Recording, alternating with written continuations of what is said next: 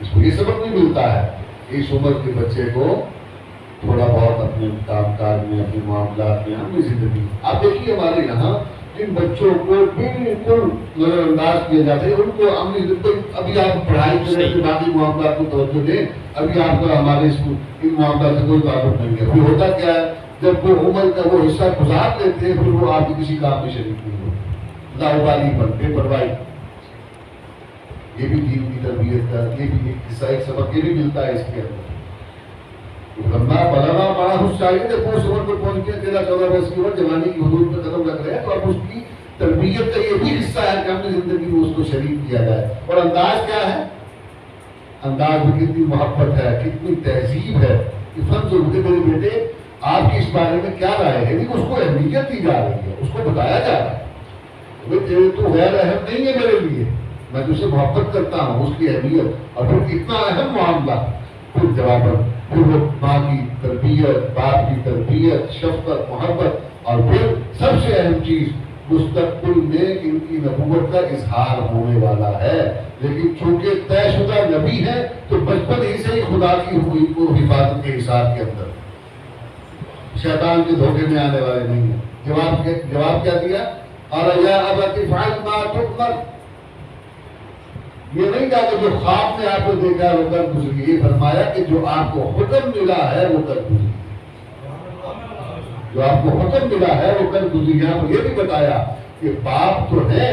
باپ کی اطاعت ضرور ہے، لیکن باپ کی اطاعت اس لیے ہے کہ امر ربی ہے. سمجھ رہے ہیں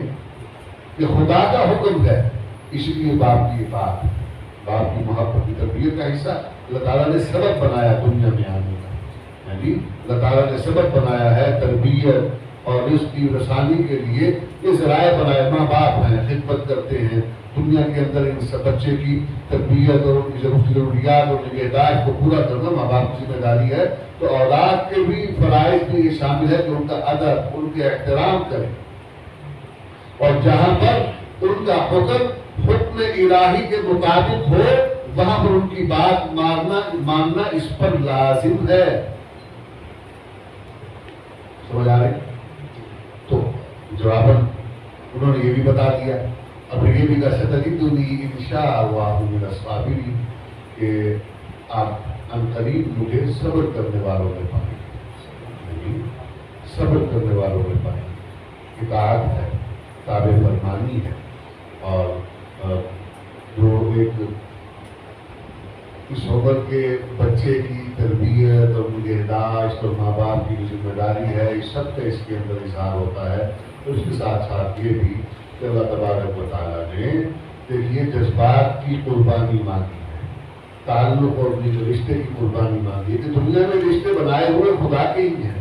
ان کے حوالے سے محبت کی خدا نے ہی عطا فرمائی ہے. لیکن جب اللہ کا حکم آ جائے تو پھر اگر بیٹا قربان کرنا پڑے تو میں سنت ابراہیم کی سمجھ کے قربان کر دینا چاہیے.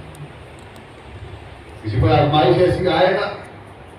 لیکن اللہ تعالیٰ نے جو سبق جو پیغام دیا ہے وہ یہی ہے. صرف جذبات کی قربانی نہیں ہے، رشتے ہیں، تعلق ہے، محبت ہے، وابستگی ہے، عزیز جان ہے. اولاد میں تو انسان اپنے آپ کو قربان کر دیتا ہے، اپنی آسائشیں، اپنی راحتیں، اپنا سکون کو قربان کرتا ہے اولاد کے لیے. لیکن جب اللہ کا حکم آ جائے،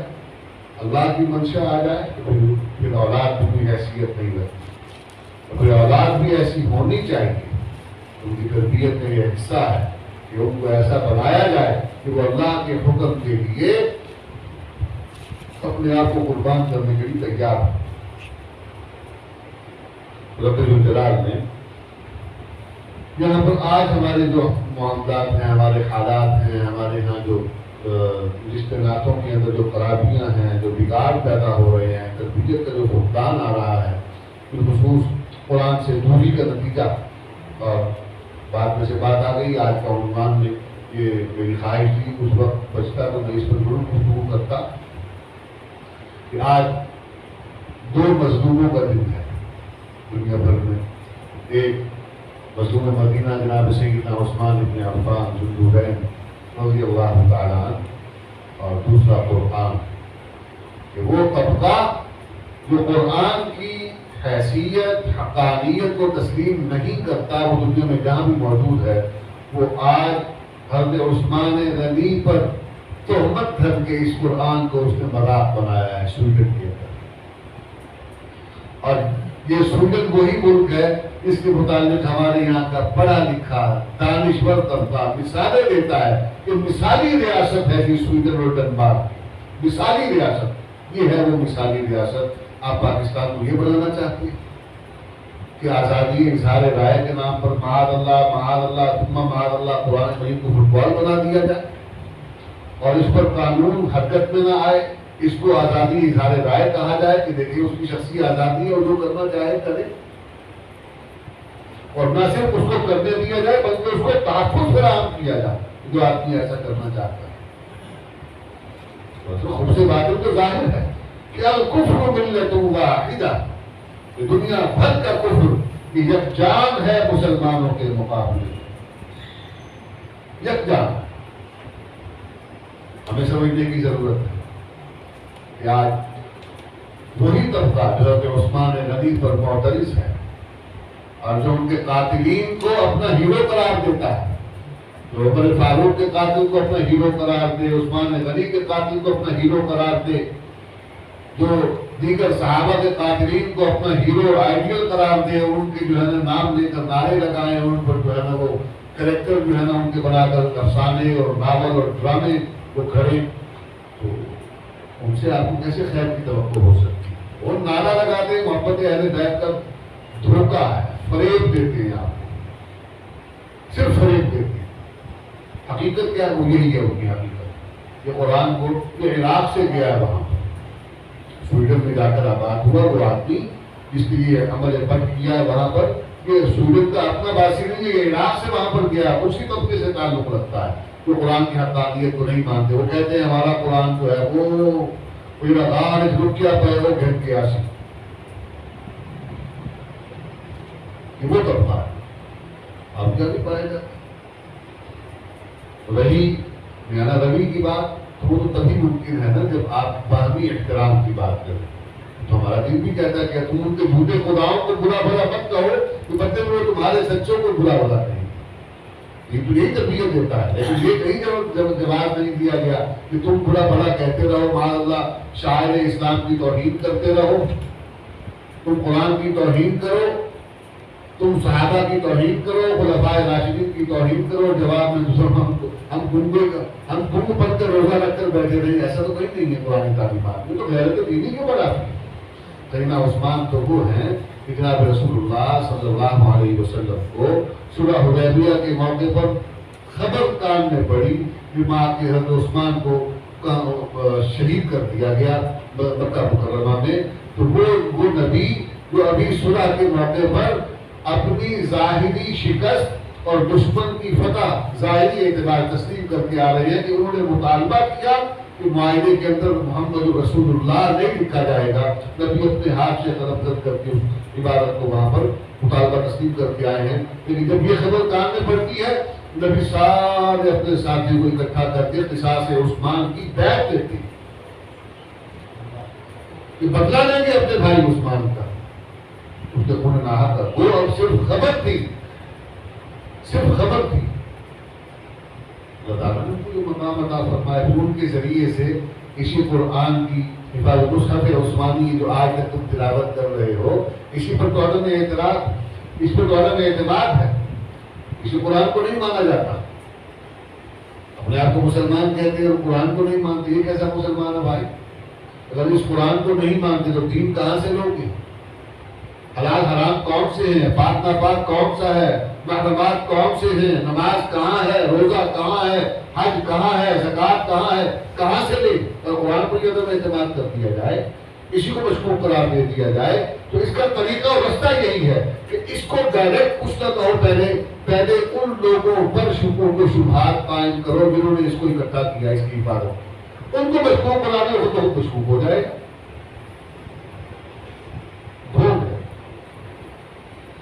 تو آج ایک یہ بھی طریقہ ہے قرآن سے دور کرنے کا۔ ہمارے ہی بچے ہوتے ہیں، ہم رواداری کے نام پر، یعنی رواداری کے نام پر وہ صحیح کئی نسلوں کو اکٹھے راندے پے ہیں جہاں سے اس کمال کریں دے اور اکٹھے رامنے محلے داری ہے برادری ہے اور آمن بننے نے کامن پیمانے ہیں جی ہم تک مطلعی نہ آئے میں اور کیا کروں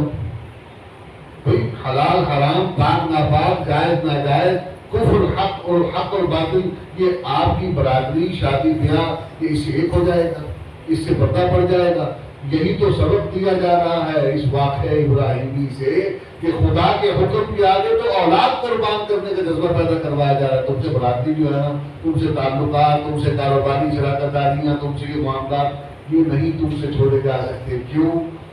اس لیے کہ تمہارے دل میں دین کی وہ محبت نہیں ہے قرآن کی محبت نہیں ہے صحابہ کی محبت پیدا نہیں ہوئی نبی کی محبت نہیں ہے اور نبی کے دشمنوں سے کیسے کام کو کوئی قائم کر سکتا ہے نعرے مارنے سے حق ادا نہیں ہوگا غلامی رسول میں موت بھی قبول ہے سویڈن کا جو ہے نا وہ سفارت خانہ بند کر دو پوائنٹ سکورنگ ہو رہی ہے میں معذرت کے ساتھ عرض کروں گا صرف پوائنٹ سکورنگ ہو رہی ہے پرانی جماعت نے کیا ہم بھی کریں گے عملی اقدام تو ہونا چاہیے مطالبہ ہونا چاہیے اس درجے میں امت کی جو وحدت ہے اس کا مظاہرہ وہ نہیں ہو رہا ڈیڑھ کی مسجد بنی ہوئی ہے ہر کسی نے بھاگوتی کا کنبہ بنایا ہوا اور اپنی الگ جو ہے نا وہ راج الاپنے لگا ہوا ہے معذرت کے ساتھ یہ مراحل یہ مواقع یہ پوائنٹ سکورنگ کے نہیں غیرت ایمانی کے اظہار کے ہوتے ہیں اور وہ غیرت ایمانی جب تک ہم مل کر اپنی یکجہتی کا اظہار نہیں کریں گے اور مل کر جواب نہیں دیں گے اپنی سیاسی مفادات اپنی معاشرتی اور معاشی جو مفادات اور منفیتیں ہم کو بالائے طاق رکھنے تو اکٹھے نہیں ہوں گے دشمن کو کیا سبق پیغام جائے گا وہ پتا ہے یہ ایسے ہی ہے ڈیڑھ کی مسجد بڑی ہوئی ہے یہ الگ الگ رہیں گے ہمیشہ ان کو اپنے اپنے ادارے کی اپنی جماعت کی اپنے مسلک کی فکر ہے قرآن کے لیے اکٹھے نہیں ہو سکتے نبی کے لیے اکٹھے نہیں ہو سکتے یہ اپنی جماعت کے لیے اکٹھے ہوں تو ٹھیک ہے ایسوں کی بات کی ان کو پرواہ بھی نہیں تو ہمیں اس حوالے سے اپنے ان تمام تر دنیاوی منفعتیں اور جو جتنے بھی مفادات ہیں جب تک وہ قربان کرنے کا جذبہ ہمارے اندر پیدا نہیں ہوگا ہم صحیح معنی میں اس کو سمجھیں گے نہیں اس وقت تک ہماری غیرت ایمانی کا اظہار بھی ویسا نہیں ہو سکتا ہم اپنی کمزوریوں اور کوتاہیوں کو جب تک اعتراف نہیں کریں گے تو اصلاح ہے جب آدمی غلطی مانے ہی نہ کہ میں جو کر رہا ہوں ٹھیک کر رہا ہوں تو اصلاح کس چیز کی کرے گا غلطی پہلے تسلیم کرنا پڑے گی پھر اصلاح ہوگی تو آج ہمارے یہاں پر ایک رستہ یہ بھی ہے یہ بھی ایک راستہ ہے قرآن سے دوری کا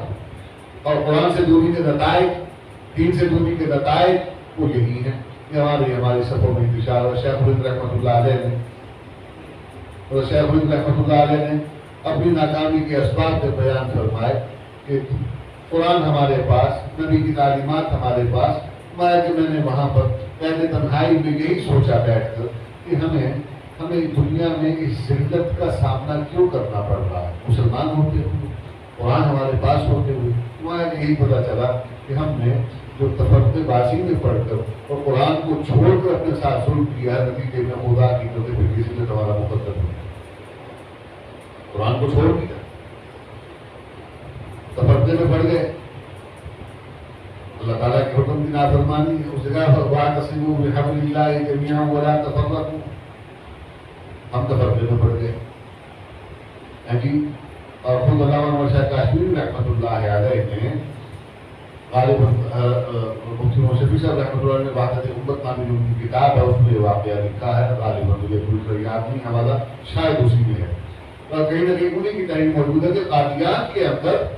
جب مرزا غلام قادیانی کا کفر جو ہے وہ تشدد ہوا تو مسلمانوں کی طرف سے بھی وہاں پر دعوت کا فرض ادا کرنے کے لیے تبلیغ کانفرنس رکھی جاتی تھی سال میں ایک مرتبہ اور ملک بھر سے تمام مراکز علم و عرفان سے چنیدہ نمائندگان وہاں جاتے تھے اور گفتگو کرتے تھے تو دیوبند سے علامہ انور شاہ کاشمیری رحمۃ اللہ علیہ اور ان کے ساتھ کچھ اور حضرات ہم بھی ان کے ساتھ جایا کرتے تھے وہاں پر کہتے ہیں کہ ایک مرتبہ اسی کانفرنس پر ہم گئے ہوئے تھے تو ایک روز صبح کے وقت ہم کو کہتے تھے میں گرنے کے لیے گیا تو بڑی پریشانی اور غم کی کیفیت میں بیٹھے ہوئے تھے علامہ صاحب نے پوچھا کہ خیریت ہے کیوں اس کو پریشان اور آپ افسردہ نظر آئے فرمایا کہ ہم نے ساری زندگی اس محنت میں گزار دی کہ ہمارے امام اعظم رحمۃ اللہ علیہ کا جو مسائل کے حوالے سے آپ کی جو رائے ہے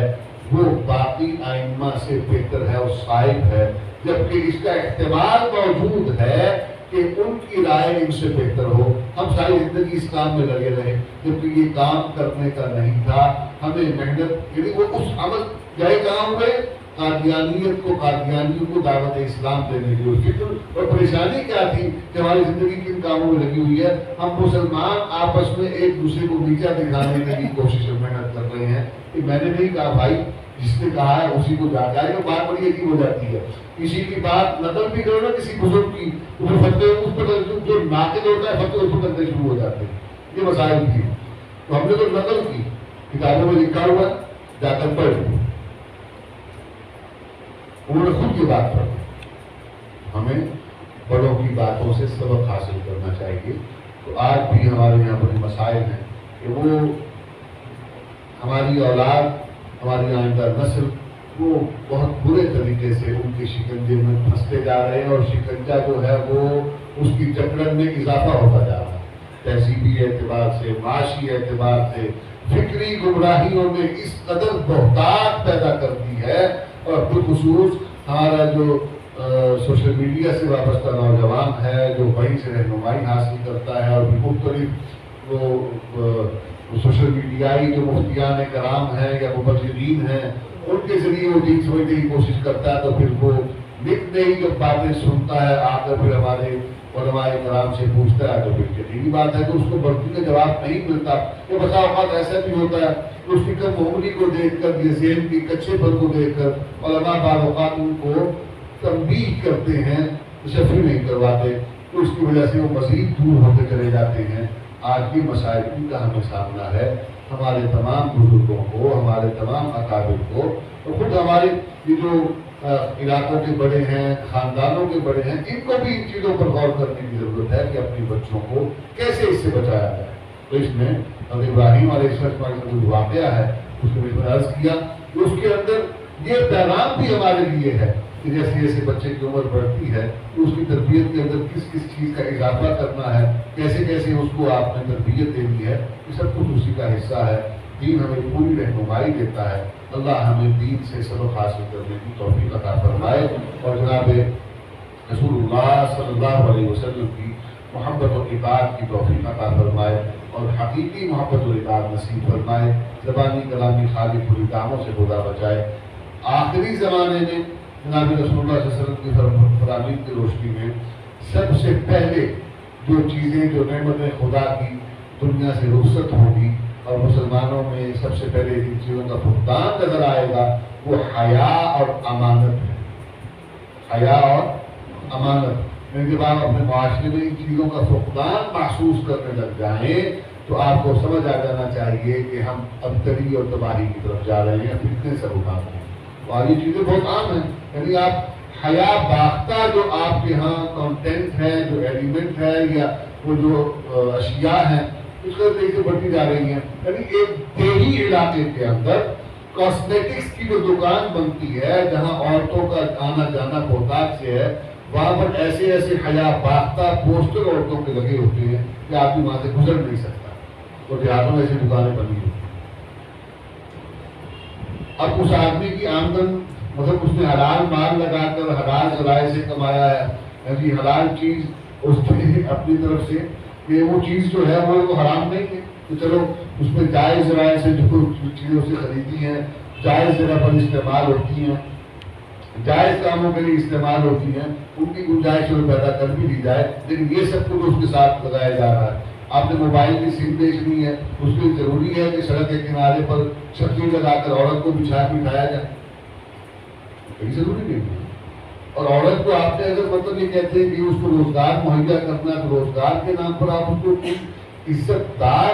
اور اس کی عزت اور عصمت کے تحفظ کا بھی انتظام کرتے ہوئے اس کو گھر کے اندر وہ روزگار کا مواقع مہیا کر سکتے ہیں۔ ایسا نہیں کہ نہیں ہو سکتا، سب کچھ ہو سکتا،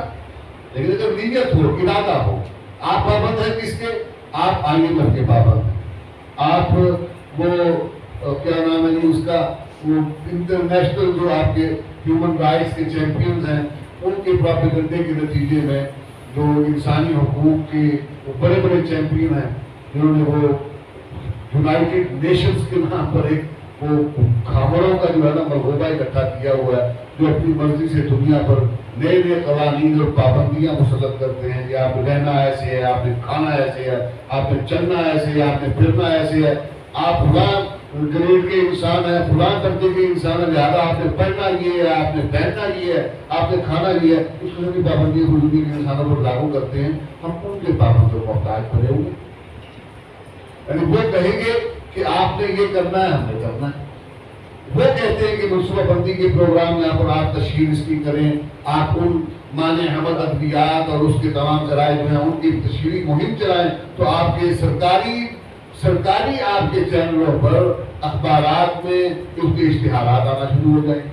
اب وہ اشتہار وہ بچہ بھی دیکھ رہا ہے، وہ اشتہار بڑا بھی دیکھ رہا ہے۔ پھر اگر وہ کہے کہ بچوں کو جنسی تعلیم دی جائے اور ان کو بتایا جائے کہ ان کے جنسی حقوق کیا ہیں، تو آپ کے ہی تعلیمی اداروں میں بڑے ہی طریقے سے، سلیقے سے، سازش کے ذریعے، چھوٹی چھوٹی وہ مطلب کہانیوں کے ذریعے، واقعات کے ذریعے ایسی چیزوں کو پروپیگیٹ کیا جائے اور ان کو اجاگر کیا جائے۔ ابھی ان 2 دنوں میں یعنی میں رستے میں یہ بات ہم کر رہے تھے،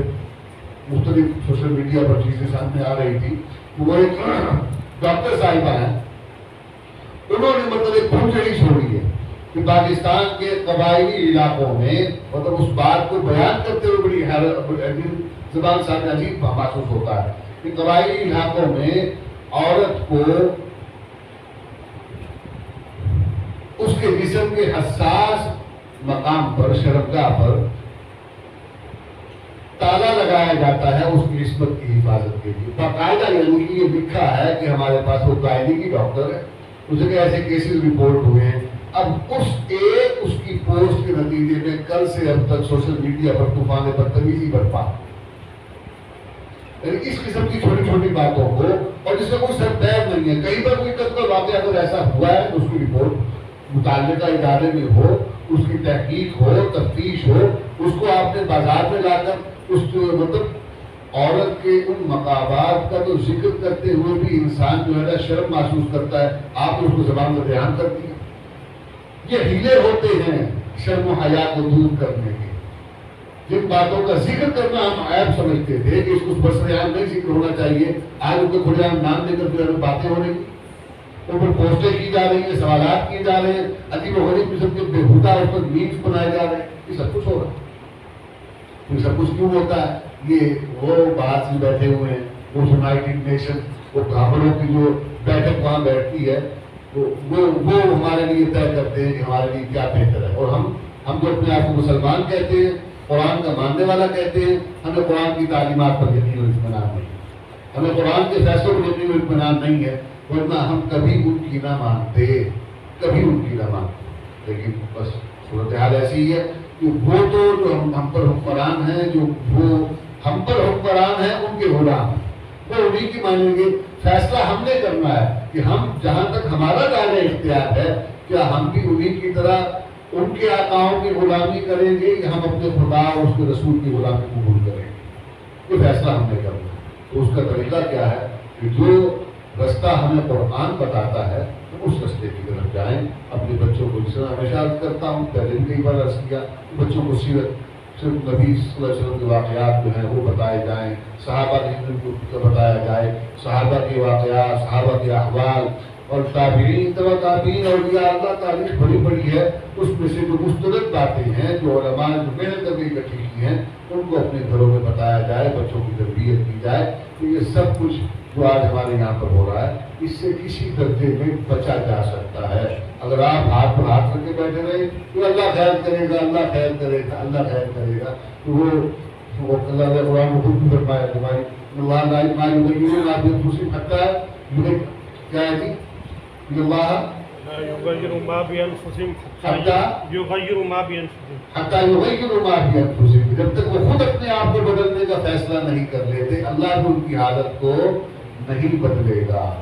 اللہ تعالیٰ تب تک ہماری حالت نہیں بدلے گی جب تک ہم اس پر ظاہر نہیں کرتے کہ ہماری خواہش ہے۔ ہماری خواہش کا اظہار کیسے ہوگا؟ ہمارے عمل سے ہوگا۔ اللہ سے توفیق مانگیں، اور توفیق مانگنے کے بعد کوشش کریں تو کوشش کریں گے تو اللہ کو نظر آ رہا ہے کہ یہ بندہ بنا کوشش کر رہا ہے، تو کچھ نہ کچھ تو بندہ دنیا میں بھی ملے گا نا۔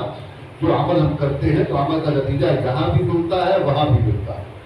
اللہ تعالیٰ ہمیں دنیا اور آخرت کی کامیابیاں عطا فرمائے، ہمیں اس راہ پر چلنے کی توفیق عطا فرمائے، اس پر وہ راضی ہے۔ وآخر دعوانا الحمدللہ رب العالمین۔ الحمدللہ رب العالمین والصلاة والسلام علی سید الانبیاء والمرسلین وعلی آلہ واصحابہ وازواجہ وابنائہ وبناتہ وذریاتہ واتباعہ اجمعین۔ اللهم أعنا على ذكرك وشكرك وحسن عبادتك، اللهم أنت السلام ومنك السلام تبارك يا ذا الجلال والإكرام، اللهم اكفنا بحلالك عن حرامك واغننا بفضلك عمن سواك، اللهم يا شافي الأمراض اشف مرضانا ومرضى المسلمين شفاء لا يغادر سقما، اللهم اغفر لنا ولوالدينا ولأساتذتنا ولمشايخنا ولأقربائنا ولجميع المسلمين والمسلمات يوم يقوم الحساب۔ ربنا آتنا في الدنيا حسنة وفي الآخرة حسنة وقنا عذاب النار، ربنا ظلمنا أنفسنا وإن لم تغفر لنا وترحمنا لنكونن من الخاسرين، ربنا لا تؤاخذنا إن نسينا أو أخطأنا، ربنا ولا تحمل علينا إصرا كما حملته على الذين من قبلنا،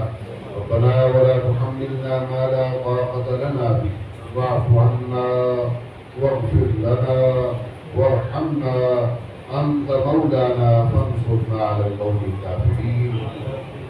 اللهم انصر الإسلام والمسلمين بالإمام والخليفة العادل، اللهم انصر من نصر دين محمد صلى الله عليه وسلم واجعلنا منهم،